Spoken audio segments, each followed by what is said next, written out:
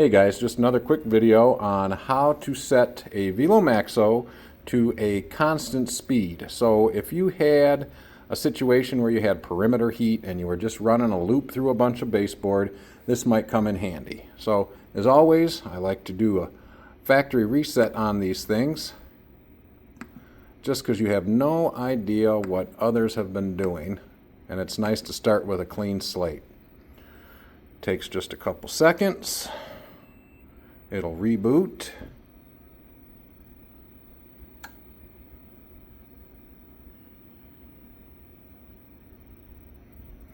Confirm the factory setting and you're good to go.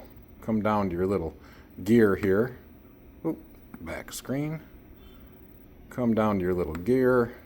Set auto control. Setting assistant. Roll down to basic controls. Roll down to flow volume. Enter, and you should be able to back out of that. Now you can go up to your little house icon and you can adjust your flow.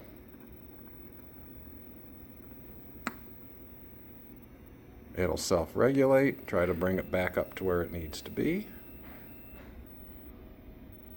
Turn it down again. Get away from our curve a little bit. There you go.